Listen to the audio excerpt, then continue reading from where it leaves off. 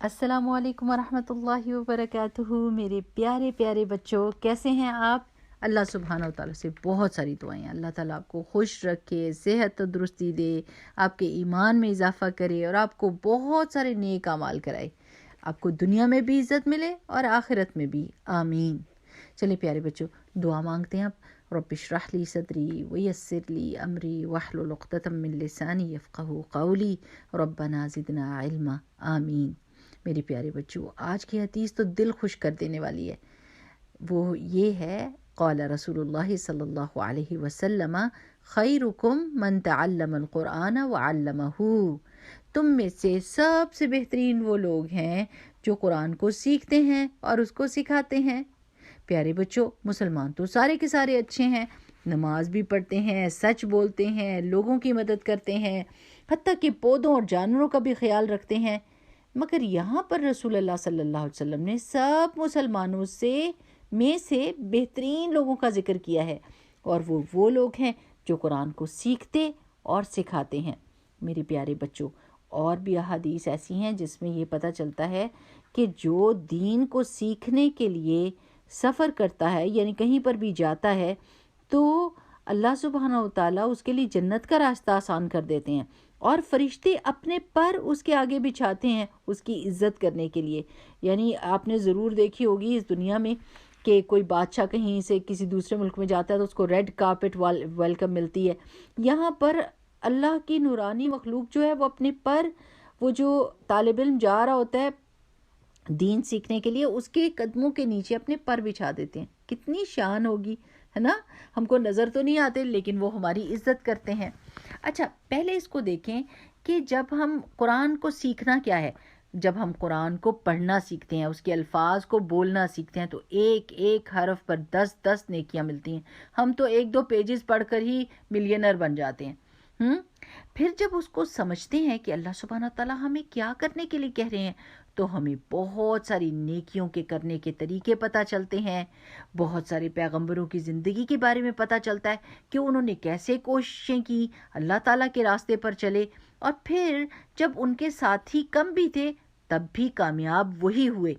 ہمیں اس قرآن پڑھ کر ہی پتہ چلتا ہے کہ اللہ تعالیٰ کی قدرت کتنی بڑی ہے، کہ اللہ تعالیٰ کچھ بھی کر سکتا ہے، اور جو اللہ تعالیٰ سے دعا مانگتا ہے اللہ تعالیٰ اس دعا کو قبول کرتا ہے۔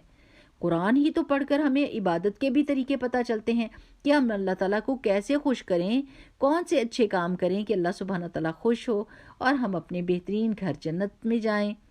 ہمیں قرآن پڑھ کر ہی دنیا میں عزت اور سچائی، ایمانداری اور محبت کے ساتھ رہنے کا طریقہ پتہ چلتا ہے، اور ہم بہتر انسان بھی بن جاتے ہیں اور بہتر مسلمان بھی بن جاتے ہیں۔ پھر جب ہم قرآن کو سیکھ لیتے ہیں نا پیارے بچوں، اور قرآن ایک روشنی کی طرح ہے جو ہمارے راستے کو صاف دکھا دیتا ہے۔ جیسے آپ کبھی کسی اندھیرے کمرے میں انٹر ہوں تو اگر روشنی اندر نہ ہو تو آپ کو ڈر لگتا ہے، پتہ نہیں کوئی یہاں پر ڈینجرس چیز نہ ہو، کہاں میری چیز پڑی ہمیں نظر نہیں آ رہی، لیکن جیسے ہی آپ لائٹ آن کرتے ہیں تو کیا ہوتا ہے، ایک دم ساری چیزیں نظر آ جاتی ہیں، اور آپ شکر کرتے ہیں اور آپ اپنے فائدے کی چیزوں کو اٹھاتے ہیں اور نقصان سے بچتے ہیں۔ بالکل اسی طرح قرآن سیکھنے سے بھی انسان کو اچھی اور بری چیز کا فرق پتہ چل جاتا ہے، روشنی ہو جاتی ہے، راستہ کلیئر ہو جاتا ہے، اور پھر جب انسان کو یہ آسانی ملتی ہے، اس کو نیکی کے راستے کرنا مل جاتے ہیں، تو پھر وہ کیا کرتا ہے، وہ یہ کہتا ہے کہ میں اب اس کو بانٹوں گا بھی اور میں لوگوں کو سکھاؤں گا بھی۔ اور جب کسی بندے کو سکھایا جاتا ہے اور وہ آگے دوسروں کو سکھاتا ہے اور وہ عمل بھی کرتا ہے تو وہ ہمارے لیے صدقہ جاریہ بن جاتا ہے، یعنی ایک ایسی چیریٹی ہوتی ہے جو چلتی جاتی ہے، چلتی جاتی ہے، چلتی جاتی ہے، یعنی آگے آگے وہ سلسلہ چلتا جاتا ہے، جو سیکھتا جائے گا اس کو، جس نے سکھایا اس کو ثواب اور اجر ملتا جائے گا۔ جیسے آپ دیکھیں کہ رسول اللہ صلی اللہ علیہ وسلم نے ہمیں نماز کا طریقہ سکھایا، اور ہر نیکی کا طریقہ ہمارے پیارے نبی صلی اللہ علیہ وسلم نے سکھایا۔ تو ہم جب کوئی نیکی کرتے ہیں تو اجر اور ثواب اصل میں کس کی طرف پلٹتا ہے؟ ہمارے پیارے نبی صلی اللہ علیہ وسلم کی طرف۔ پیارے بچوں، قرآن اللہ سبحانہ وتعالی کے الفاظ ہیں، ہم جس کو بھی سکھائیں گے، چاہے پڑھنا سکھائیں، چاہے سمجھنا سکھائیں، جو کچھ بھی کریں، اس کا اجر اور ثواب بہت زیادہ بڑا ہے، اور یہ ایک صدقہ جاریہ ہے جو چلتا رہتا ہے۔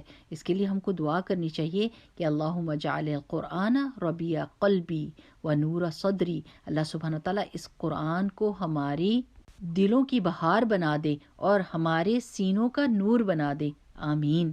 میرے پیارے بچوں، اب جب آپ سیکھیں قرآن اور سکھائیں قرآن تو خوش ہو جائیے اور سب مسلمانوں میں سے بہترین مسلمان بننے کی کوشش کیجیے، قرآن پڑھ کر اور قرآن پڑھا کر.